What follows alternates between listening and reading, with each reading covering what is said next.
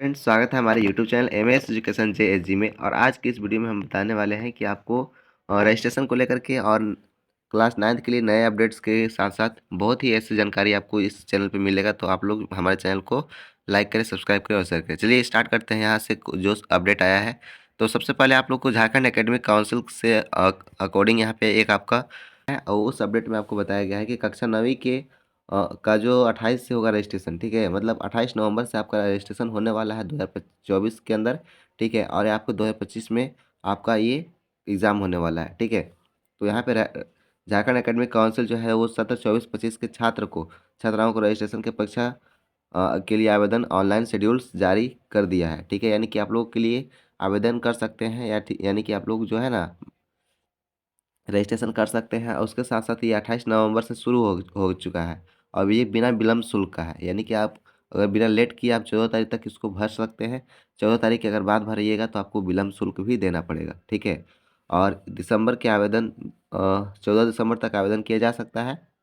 और उसके बाद अगर हम लोग लेट से अगर जो भर रहे हैं वो 15 से लेकर के 21 तारीख तक आवेदन कर सकते हैं। 9वीं पास परीक्षाओं को OMR सीट पर होगा, ठीक है। ये जो एग्ज़ाम है आपका OMR सीट पर होगा और बहुविकल्पीय प्रश्न होंगे। यानी कि एक एक नंबर का आपका नंबर होने वाला एक एग्ज़ाम होने वाला है, ठीक है। उसी के साथ 9वीं की 1 मार्च 2012 से जो पहले का जिनका भी जन्म तिथि होगा उनका जो है ना पंजीकरण यानी कि रजिस्ट्रेशन जो है रद्द कर दिया जाएगा। यही है सबसे बड़ा अपडेट। और थोड़ा सा इसके बारे में हम लोग थोड़ा सा डीपली जान लेंगे, उसके बाद समझने का प्रयास करेंगे।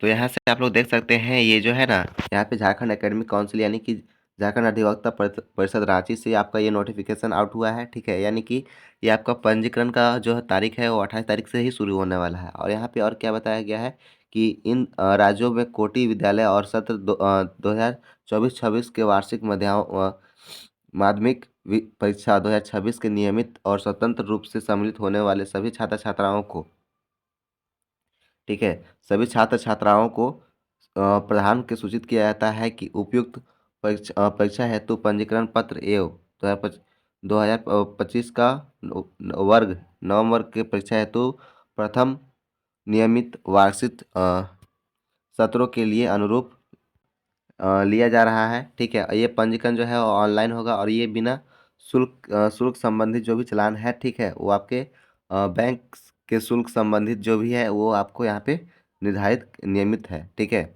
जैसे यहाँ पे देखिए पहला विलम्ब शुल्क रहित, यानी कि बिना विलम्ब शुल्क के आप लोग कब से कब तक जो है ये रजिस्ट्रेशन करा सकते हैं। तो 28/11 यानी कि 28 तारीख, ठीक है, जो आज ही है, ठीक है।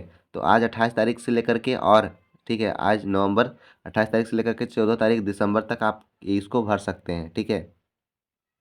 और ये जो है ना ये बिना आपका विलम्ब शुल्क का है। और ये आप लोग मतलब बिना विलम्ब शुल्क यानी कि और एक्स्ट्रा पैसा नहीं लगेगा। जो भी आपका जो रजिस्ट्रेशन फ़ी होगा उतना ही लगेगा, ठीक है। उसके बाद अगर हम लेट से करेंगे तो यहाँ पे 15 तारीख से 21 तारीख के बीच में कर सकते हैं, 15 दिसंबर से 21 दिसंबर तक, ठीक है। और इसमें आपको विलम्ब शुल्क भी देना होगा, ठीक है। उसके आगे और भी क्या अपडेट है उसको हम लोग पढ़ने वाले हैं। तो नोट्स में यहाँ पे देखिए दिया गया है कि जो भी चालान जो है, ठीक है, जो भी चालान जो है होने वाले चालान विलम्ब शुल्क के साथ जनरेट होंगे। ऊपर निर्धारित तिथि में पश्चात फॉर्म भरने के संबंधित कोई भी कार्रवाई नहीं की जाएगी, ठीक है। इसमें कोई भी कार्रवाई नहीं किया जाएगा। आप जिस टाइम पे अगर आप सही टाइम पे भरेंगे तो आपको कोई भी पैसा एक्स्ट्रा नहीं देना है, ठीक है। और भी यहाँ पे नए अपडेट्स है तो उसको हम लोग यहाँ पे देखेंगे।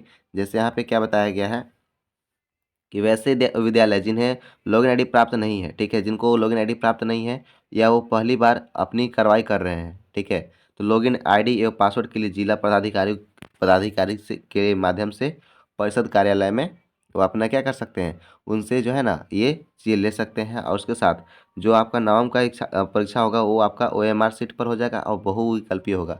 यानी कि बहुत सारा ऑप्शन रहता है, जैसे 3 4 ऑप्शन रहता है, उस प्रकार से आपका यहाँ पे एग्ज़ाम होने वाला है। उसी के साथ यहाँ पे और एक नया अपडेट्स है। तो यहाँ पे क्या बताया गया है, जैसे ये जो है ना जैसा 1/3/2012 से पहले जिनका भी जन्म तिथि है उनका जो है ना पंजीकरण जो है रजिस्ट्रेशन वो रद्द कर दिया जाएगा, ठीक है। क्योंकि अगर उसके बाद के छात्र छात्राओं का ही हो पाएगा। उसके बाद एक और अपडेट्स है, यहाँ पे देखिएगा। इस अपडेट्स को आप पूरा अच्छे तरीके से समझने का प्रयास करिएगा, क्योंकि यहाँ पे देखिए जिन छात्र छात्राओं का पंजीकरण अवधि अधिकतम 3 वर्ष समाप्त हो चुकी है, यानी कि 8 का मतलब 8 क्लास तक पढ़ करके और जो है ना वो वो अपने क्लास को छोड़ चुके थे, ठीक है। लेकिन अभी वो क्या करना चाहते हैं, रजिस्ट्रेशन कराना चाहते हैं 9th क्लास में, ठीक है। 9th क्लास में तो नाम था लेकिन रजिस्ट्रेशन नहीं करा रहे थे, तो वो लोग भी यहाँ पे 3 साल के बाद भी अगर करा रहे हैं तो लोग करा सकते हैं, ठीक है। जिनका पंजीकरण 21 22 का सत्र था, लेकिन अभी वो 24 25 का सत्र में कराने वाले हैं, ठीक है। तो वो भी यहाँ पे करा सकते हैं और यहाँ पे फ्रेश रजिस्ट्रेशन यहाँ पे हो रहा है, ठीक है। और यहाँ पे 9वीं की परीक्षाओं को सम्मिलित होने की आवश्यकता होगी, ठीक है। यानी कि आप परीक्षा दे सकते हैं और कहीं भी जो भी बाहर अगर कमाने चले जाते हैं तो उस प्रकार से यहाँ पे आकर के आप एग्ज़ाम दे सकते हैं, ठीक है। और यहाँ पे क्या है, उत्तीर्ण होने के पश्चात ऐसे छात्र छात्राओं को माध्यमिक परीक्षा के लिए 2026 के लिए पात्र होंगे, यानी कि आप इस एग्ज़ाम को दे सकते हैं।